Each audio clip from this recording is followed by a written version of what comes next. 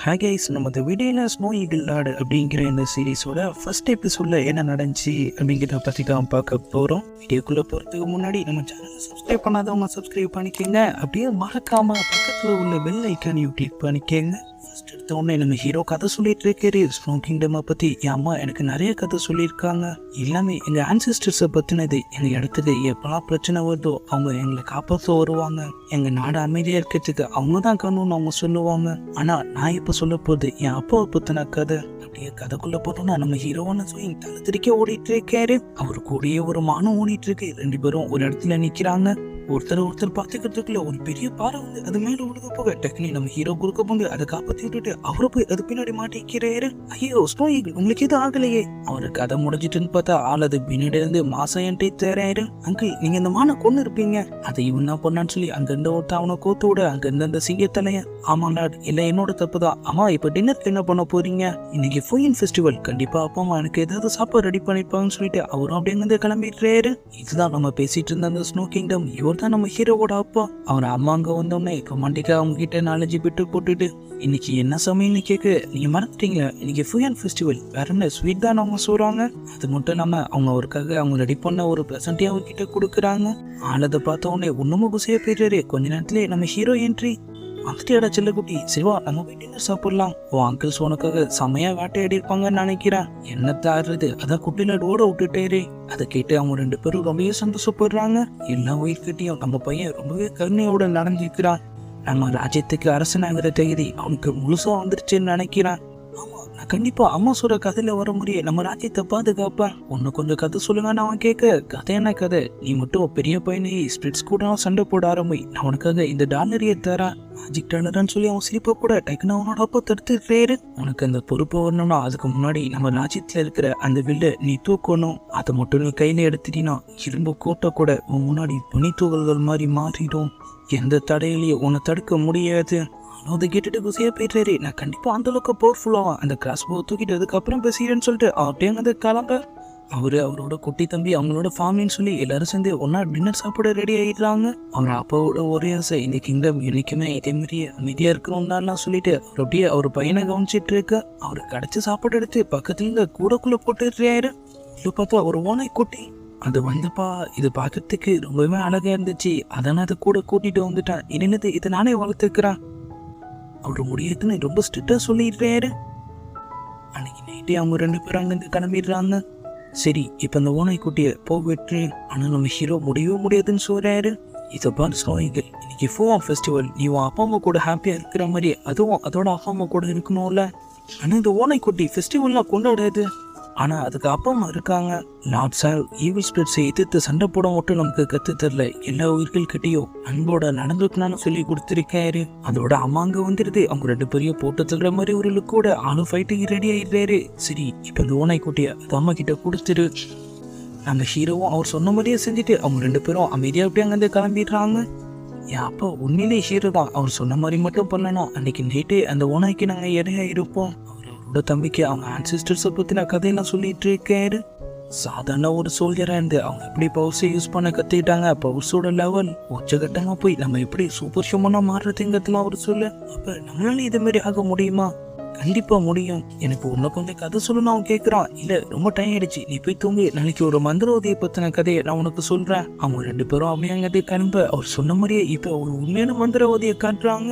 அவன் அவங்க ராஜ்யத்தை நோக்கி தான் வந்துட்டு இருக்கான். அவரோட அப்பா அதை சென்ஸ் பண்ணிடுறாரு. அவங்க அம்மா பதற ஆரம்பிக்க, ஒண்ணு இல்ல எல்லாத்தையும் நான் பார்த்துக்கிறான். மாஸ்க் அங்க வந்துடுறா. ரெண்டு பேருமே ஃபைட்டுக்கு ரெடி ஆயிடுறாங்க. நம்ம கிங்கோட ஆளுங்கெல்லாம் கூட இப்ப ஒண்ணு கூட்டிட்ட மாதிரி தெரியுது. ஆனா அவன் எதுக்கு சொல்ற மாதிரி தெரியல. பாடி கார்டு உள்ள போந்து போட்டு அவங்க எல்லாருமே பார்க்க ஊத்துறான். இப்ப அப்படியே நம்ம ஹீரோ அவரோட அம்மா அவரை பார்க்க வந்துடுறாங்க. தும்மிட்டு இருந்த நம்ம ஆளை எழுப்பி விட்டு அவங்க கிட்ட இருந்த அந்த டாலரையும் அவருக்கு போட்டு விட, உங்க கத்தின வர அந்த மேஜிக் பண்ணி தானே திடீர்னு எதுக்காக இதை என் கிட்ட கொடுத்துட்டீங்க? எல்லாத்துக்கும் ஒரு காரணம் இருக்கு. அவங்க அப்படியே அவங்களோட பவர்ஸ் அதுல யூஸ் பண்றாங்க. நம்ம ஹீரோ ஏதோ வித்தியாசமா ஃபீல் பண்றாரு. எனக்கு திடீர்னு ஒரு மாதிரியா இருக்கு. எல்லாம் போக போக புரியும். ஆனா எக்காரணத்துக்கு கொண்டோ இந்த மியூசிக் ஸ்டோனை நீ பாதுகாக்கணுங்கிறத மட்டும் நீ மறந்துடாத. அவர் தம்பியே தூக்கத்துல இருந்து எந்திரிச்சு பதற ஆரம்பிச்சிடுறாரு. அவர் அம்மா அவங்க 2 பேரையும் சமாளிச்சுட்டு இருக்கிற அதே நேரத்துல அப்பா கிட்டத்தட்ட அந்த கெட்டவங்க கிட்ட மாட்டிக்கிறாரு. மோயா எங்கன்னு சொல்லிடு. அவன் அப்படியே அவரை போட்டதுல போக டக்குன்னு அவரோட அம்மா குறுக்க வந்துடுறாங்க. அவங்கள பார்த்த உடனே அவனும் அவனோட மாஸ்க கழட்டிடுறான். மோயன்சன் நீயா? நம்ம ஃபேமிலிக்குன்னு சில ரூல்ஸ் இருந்துச்சு, அதை நீ உடைச்சிட்ட.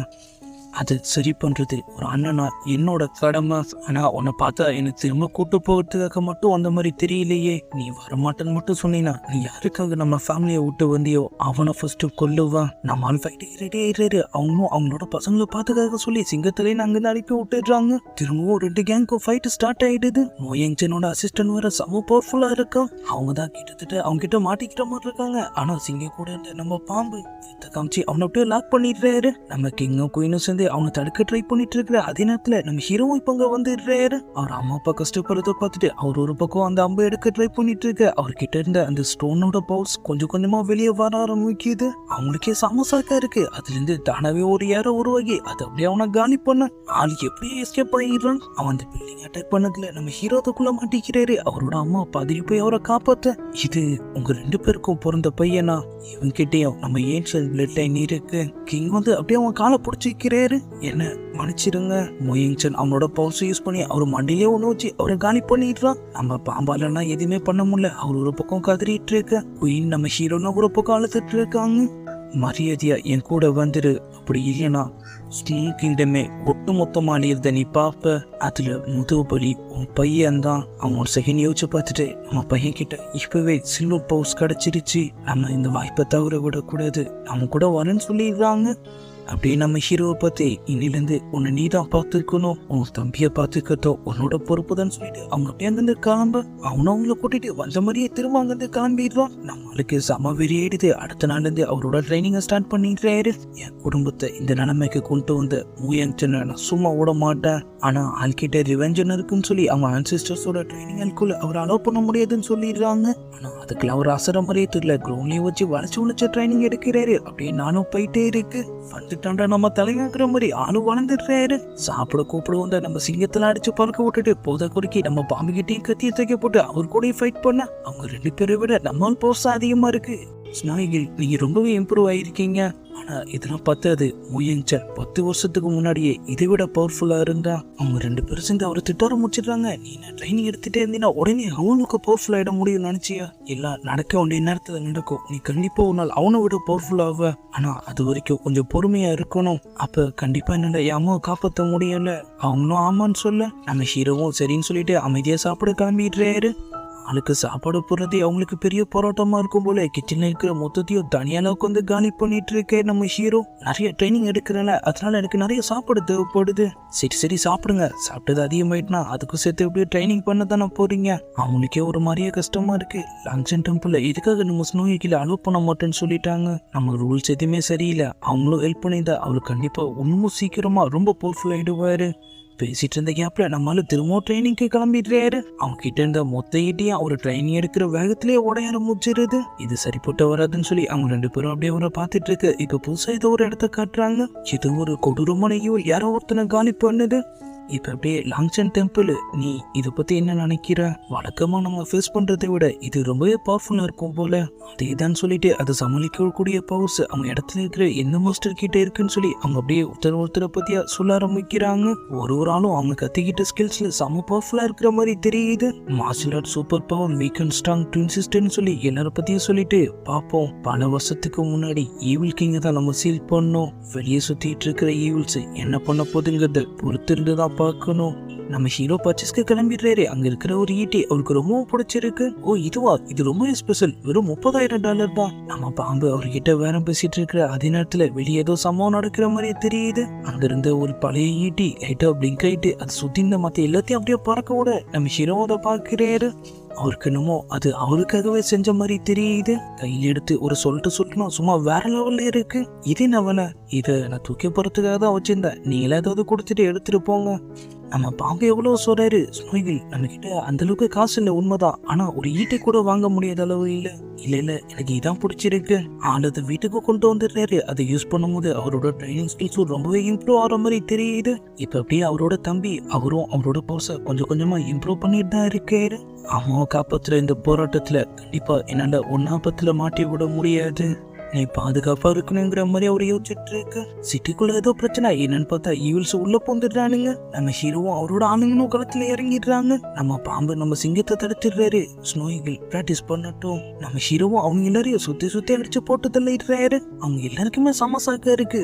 உண்மையிலேயே இந்த ஈட்டி பவர்ஃபுல்லா தான் இருக்கு. தப்பிச்சு போனா மத்தவங்களையும் காலி பண்ணுன்னு சொல்லி அவரு கிளம்பு இடத்துல ஒரு பெரிய கும்பலையும் வந்து அவர் அட்டாக் பண்ணிடுறானுங்க. அப்பதான் குறுக்க லாங்சன் டெம்பிளோட ஹெட் வராரு. ஈவில்ஸ் எல்லாரையும் பறக்க விட்டுட்டு நம்ம ஹீரோவையும் காப்பாத்திட்டு, உன் பவர்ஸ் வச்சு நீ இந்த அளவுக்கு பண்ணது ரொம்ப பெரிய விஷயம், இப்ப நீ சேஃபா வீட்டுக்கு போன்னு சொல்லிட்டு அவர் அப்படியே அவரோட பவர்ஸ் யூஸ் பண்ணி ஒரு போர்ட்டல கிரியேட் பண்ணி இருந்த இடம் தெரியாம அங்கது காணாம போக நம்ம ஹீரோவும் அந்த எல்லாத்தையும் சாக்கோட பாக்குறாரு. இப்பதான் நம்ம சிங்கம் பாம்புல அந்த ஈட்டி மேல இன்ட்ரெஸ்ட் வருது. அடுத்த நாள் அவர் ட்ரைனிங் எடுக்கிறத அவங்க 2 பேரும் பாக்குறாங்க. உண்மையிலேயே இது யூஸ் பண்ணும்போது உங்க பவர்ஸ் சீக்கிரமா இம்ப்ரூவ் ஆகுது. அவரு தம்பி அவசரமா ஓடி வராரு. பிளாக் லைன் டோக்கன் எங்க இருக்குங்கிறத நான் கண்டுபிடிச்சிட்டேன். நம்ம ஹீரோக்கும் ரொம்பவே சந்தோஷமா இருக்கு. அது மட்டும் கிடைச்சிருச்சுன்னா நம்மளால நம்ம அம்மா இருக்கிற இடத்த கண்டுபிடிக்க முடியும். ஆனா அது ரொம்ப ஆபத்துன்னு சொல்லி நம்ம சிங்கமும் பாம்பும் அவரை தடுக்கிறாங்க. நம்ம ஹீரோவும் அவரோட முடிவை மாத்திக்கிற மாதிரி தெரியல. சரி நீ போ, உனக்கு துணியா நானும் உன் கூட வருவா. அவங்களோட டிராவலும் ஸ்டார்ட் ஆயிடுது. ஸ்டார்ட் ஆன கொஞ்ச நேரத்திலே ஆப்பு அவங்க அப்படியே பதுங்கிடுறாங்க. இவனுங்களை பார்த்தா ஈவில்ஸ் மாதிரி இருக்கு. அதே நேரத்துல ஹியூமன் ஸ்போர்ட்ஸ் மட்டும்தான் இவங்க கிட்ட இருக்கு. போயிட்டு இருந்த அந்த குரூப் அவங்கள நோட் பண்ணிடுறானுங்க. நோட் பண்ணது மட்டும் இல்லாம ரவுண்டும் கட்டிட்ட மாதிரி தெரியுது. சைட்ல பார்த்தா ஒருத்த மறைஞ்சிருந்து போட்டோ ஓதிட்டு இருக்கான். அவனும் இவங்க கண்ட்ரோல் பண்றது. நம்ம முதல் அவனை பிடிக்கணும். ஃபைட்டும் ஸ்டார்ட் ஆயிடுது. நம்ம ஆளுங்க அவங்கள சமாளிக்கிறத பார்த்துட்டு பயத்துல ஓடுறங்கிற பெரிய அவங்க கையில இருந்து அந்த டிவைஸையும் கீழே போட்டுடுறான். அடுத்த செகண்ட் அவன் கண்ட்ரோல்ல இருந்த ஆளுங்க கீழே விழுந்து ரத்தம் வந்து எடுத்து மயக்கமாயிடுறாங்க. நம்ம ஹீரோ அவனை ஃபாலோ பண்ணி போக அந்த இடத்துல ஒரு புது குரூப். ஏன்டா ஈவில்ஸ் எங்க ஏரியாக்குள்ளே நுழைய உனக்கு என்ன தைரியம் இருந்திருக்கும்? இவனுங்க ஏதோ காமெடி குரூப் தான் போல. இருந்தாலும் ஃபைட் என்னமோ பயங்கரமா பண்றானுங்க. கொஞ்ச நேரத்திலே கலவரமா மாறிடுது. நம்ம ஹீரோவோட வித்து எதுவுமே அவங்க செல்லுபடி ஆகல. 2 பேருமே அடிச்சு படுக்க வச்சிடுறானுங்க. அப்பதான் நம்ம ஹீரோயின் என்ட்ரி. என்னடா சீரியஸே முடிய போது ஆளை காணாமன்னு யோசிச்சேன். இவங்க பேரு யூஜின்னு வந்த விதத்துக்கு அவங்களோட பவர்ஸ் யூஸ் பண்ணி அவங்க எல்லாருமே அட்டாக் பண்ண ஆரம்பிச்சிடுறாங்க. நம்ம ஹீரோ அதை அப்படியே வாயை பொழுந்துட்டு பார்த்துட்டு இருக்காரு. இவளோட லெவல் என்னை விட அதிகமா இருக்கு. பவர்ஸ் கூட என் அம்மாவோடது மாதிரி இருக்கு. அவங்க அப்படியே அசால்ட்டா அவனுங்க எல்லாரையும் லாக் பண்ணிட்டு நம்ம ஹீரோவையே காப்பாத்திட்டு அப்படியே அங்க காமரா மாதிரி காமிச்சதோட அப்படியே எபிசோட் 1 முடியுது. நம்ம ஹீரோ எபிசோட் ஃபுல்லா மாஸ் காமிச்சாலும் கடைசி நேரத்துல போது நம்ம ஹீரோயின் வேற லெவல் பண்ணிட்டாங்க. இதுக்கப்புறம் என்ன நடந்துச்சு அடுத்தடுத்த எபிசோட்ல இந்த சீரீஸ் நமக்காக என்னென்ன ட்விஸ்ட்லாம் அதுக்குள்ள மறைச்சு வச்சிருக்குங்கிறதெல்லாம் நம்ம அடுத்தடுத்த வீடியோவை பார்த்து தெரிஞ்சுக்கலாம். அது வரைக்கும் குட் பை.